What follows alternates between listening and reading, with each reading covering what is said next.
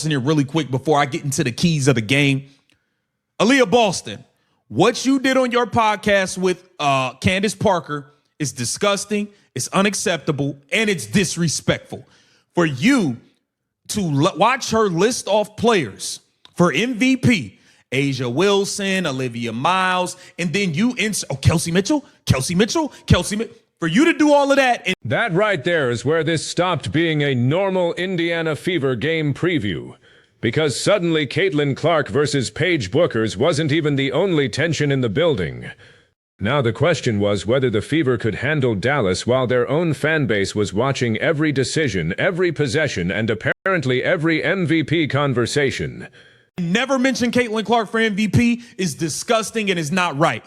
I've been saying for a while, I don't know where Aliyah Boston stand. You don't stand up for Clark on the court when people push her around, whatever. You never do that. I just took it as she don't mean no harm. She's just soft. Just got to be real. You hardly react when people push you around. So I just figure she's just soft. Maybe. And that reaction is obviously coming from a very specific pro-Clark perspective. So separate the emotion from the basketball for a second. Aliyah Boston not naming Caitlin in an MVP discussion does not automatically prove some hidden fracture inside the locker room.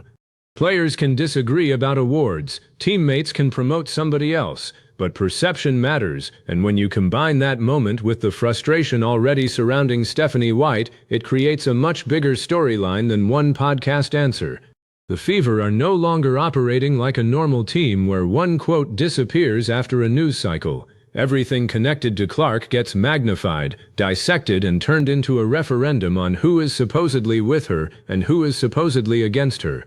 And that is why this Dallas game had a strange amount riding on it, not because one regular season result settles anything, but because Indiana had the kind of matchup where excuses would sound terrible afterward. Dallas had been struggling, the Fever had the more explosive creator. Clark was entering another game where the offense could run directly through her. If Indiana controlled the pace, this should have looked simple. But there was one issue underneath all of it that becomes important later. Indiana has repeatedly found ways to make simple games complicated. Let's get into this Indiana Fever Dallas Wings matchup. What is going to be the number one key for the Indiana Fever? First of all, the Dallas Wings are a team that's reeling. They just won a game. They've lost 6 out of their last 9 games. 6 out of their last 9 games were L's. And it needs to be a 7th one because at the end. That's the first layer. Dallas had dropped 6 of 9 entering this matchup according to the breakdown, which means Indiana wasn't walking into some impossible heavyweight fight. This was exactly the kind of game a team with bigger ambitions is supposed to take care of. But don't confuse supposed to win with easy. That distinction matters because Dallas still had shot creators capable of turning a sloppy 5-minute stretch into a problem. Paige Bueckers doesn't need to dominate every possession to punish bad defense. Araiko Gunbowale can change the temperature of a game by getting hot, and Indiana's biggest enemy has often been Indiana itself. Turnovers, second-chance opportunities, awkward half-court possessions, and stretches where Clark becomes a spectator instead of the engine. The fascinating part is that those issues all connect. If Clark has the ball, Indiana can play faster. If Indiana plays faster, Mitchell gets cleaner opportunities. If Mitchell gets cleaner opportunities, Boston sees less congestion inside. If the Fever score efficiently, they can set their defense instead of constantly scrambling in transition.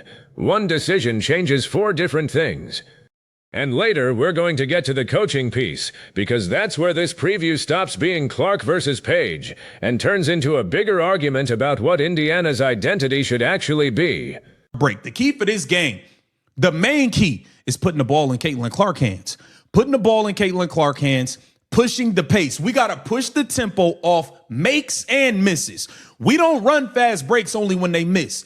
When they make a shot, you snatch that ball out the net and inbound it, and we get the rocking and rolling and playing fast. When the ball is in Caitlin Clark's hand, Kelsey Mitchell's going to get 3-4 easy backdoor layups. She's going to get catch and shoot threes. Aliyah Boston is going to get open shots. Sophie Cunningham Ham's going to get open shots. Everybody is going to eat because This is the strongest basketball argument in the entire rant. Forget personalities. Forget fan wars. Put Caitlin Clark in control of tempo, and the floor changes before she even records an assist. That doesn't mean she should dribble for 20 seconds while everybody watches. It's almost the opposite. Clark is most dangerous when the decision comes quickly. Advance pass, hit ahead pass, drag screen in transition, early pick and roll before the defense has matched up. One touch and the ball is already somewhere the defense didn't expect. That helps Kelsey Mitchell enormously because Mitchell's speed becomes more dangerous when she isn't being asked to manufacture everything from a static half-court set. Give her a defense turning its head toward Clark, and suddenly the backdoor cut appears. The catch-and-shoot three appears. The closeout becomes longer, and if the weak side defender leaves early, Boston has space inside. That's why debates about who deserves the ball can miss the point. The purpose isn't to make Clark's stat line prettier. It's to make the other four players easier to guard, only if you take the ball away from the person creating those advantages. Indiana doesn't need Clark taking every shot. Indiana needs defenses believing she could generate something dangerous on every trip. Caitlin Clark is not a ball hog. She's not a ball hog, leading the league in assists, leading the league in points created per game. Put the ball in her hands, pick up the tempo, put the pedal to the metal, and we should be able to run this team out of the damn gym. The second key to this game is going to be keeping Paige Bueckers off the free throw line.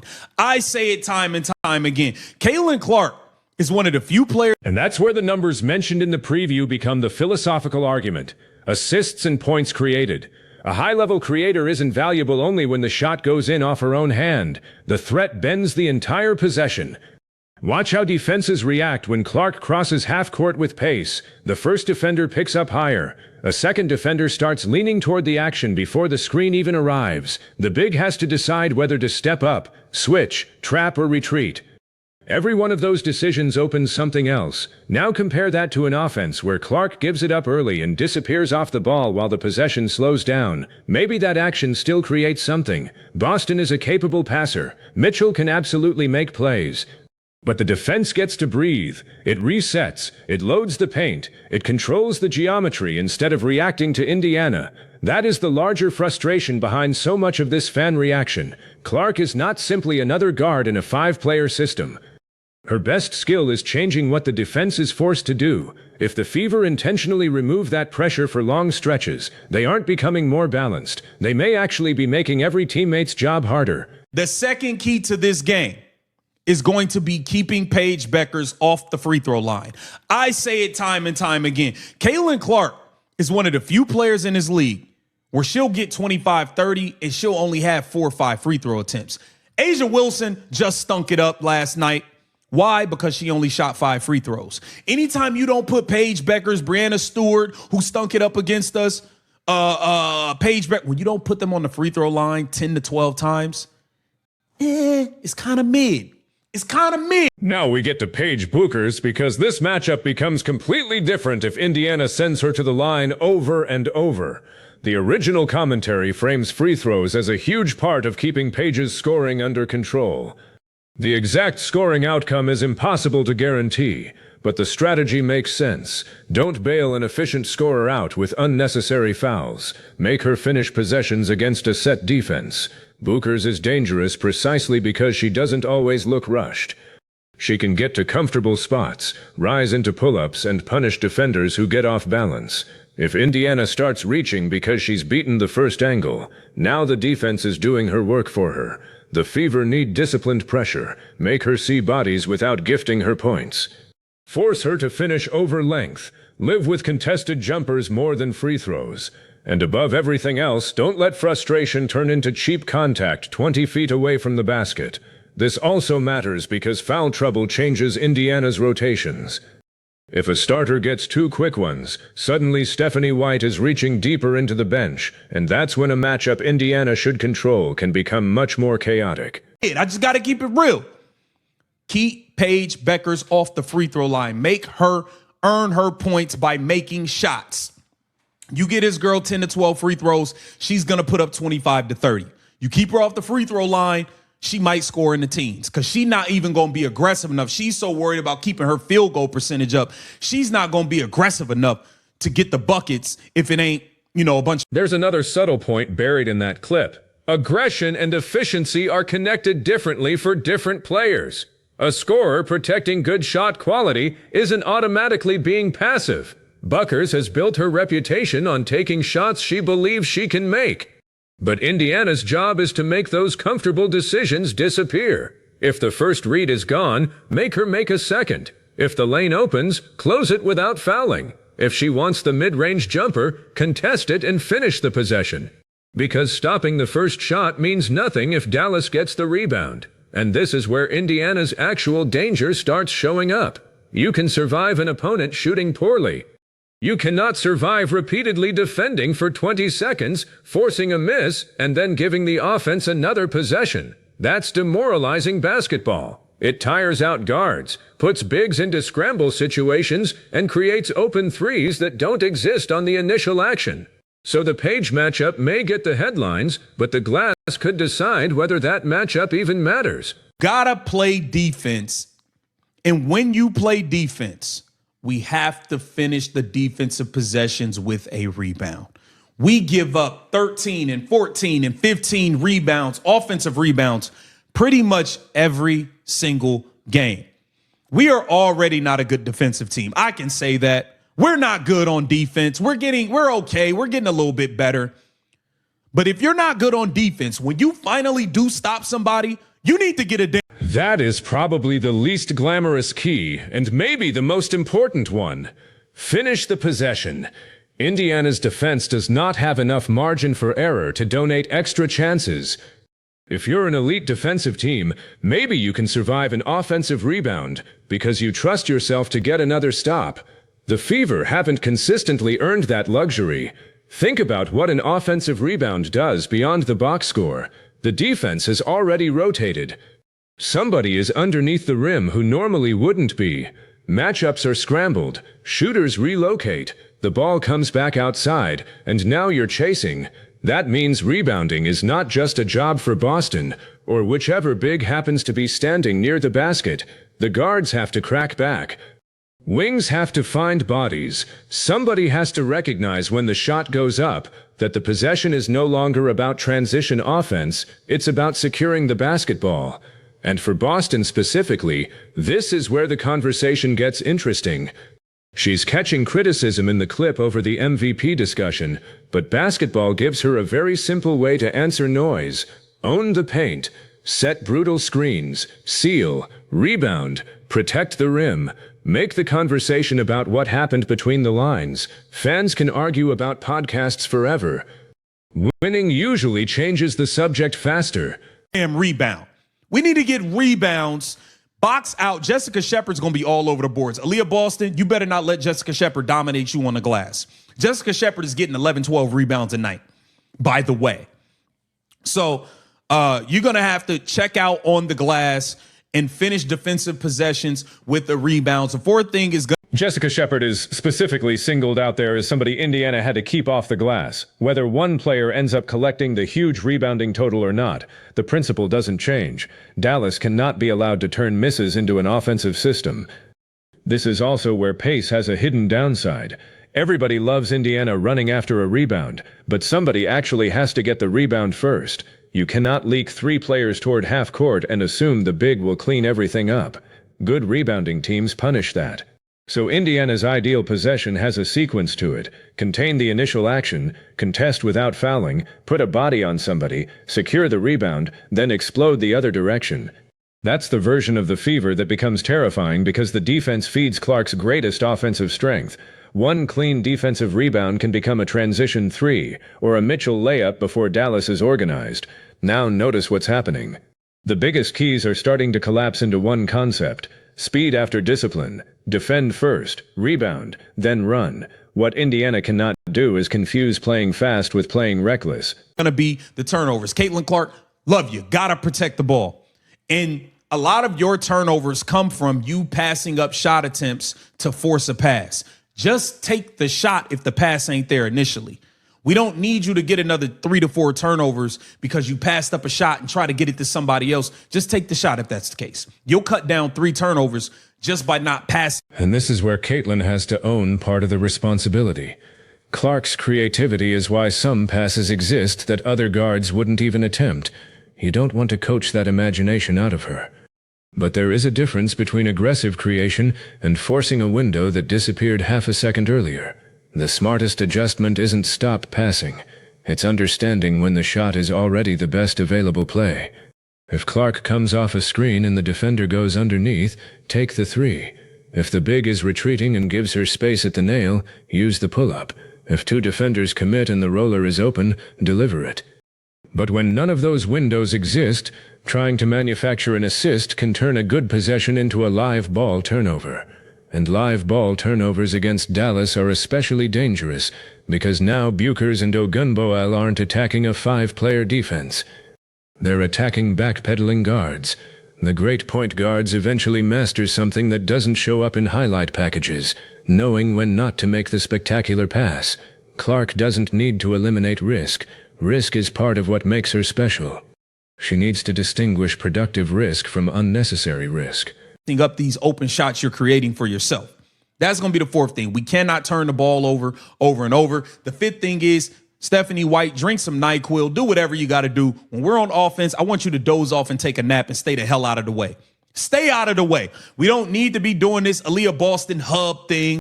We don't need her playing point guard while Caitlin. Now we finally arrive at the part hanging over everything else. Stephanie White and the structure of Indiana's offense. The commentary is obviously exaggerated for effect when it tells White to take a nap, but underneath the joke is a serious coaching question. How much should the Fever diversify their offense? And at what point does diversification become overcomplication? Running offense through Boston at the elbow can be useful. She can facilitate. It can force Clark's defender to navigate off-ball movement. It creates different screening angles. You need those counters because no serious playoff-level offense can survive forever on one action. But counters only work when the defense is actually stopping your primary weapon. That's the distinction.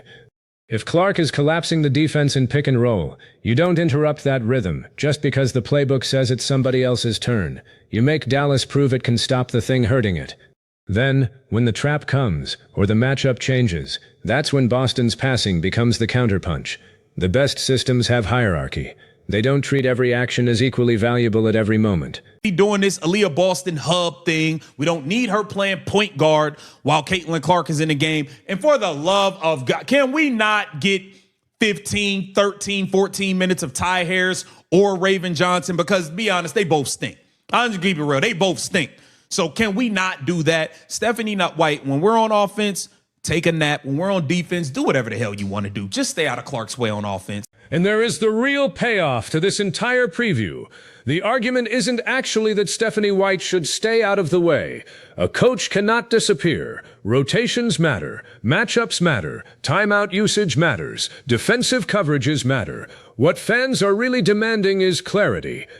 What is Indiana trying to be? Because if the answer is a Clark-driven transition team that weaponizes her passing range, then the rotation, spacing, rebounding priorities, and half-court actions should all support that identity. If the answer is something more egalitarian, where multiple players initiate and touches are distributed more deliberately, then Indiana has to accept the trade-off that comes with moving the ball away from its most disruptive creator. And that's why the tension around White keeps becoming louder. It's not just one controversial quote or one unpopular substitution. Fans are judging every decision against what they believe this roster could look like if it were optimized around Clark. The fair counter-argument is that coaches are preparing for more than one regular season game. They need secondary creators. They need sets that survive when Clark sits. They need alternatives for nights when traps take the ball out of her hands. Developing those options can look ugly before it looks useful. But there is a difference between developing alternatives and voluntarily abandoning what works. That's the line White has to manage. And then you add the emotional layer from earlier. Fans are already frustrated. Boston's MVP answer gets interpreted as another slight.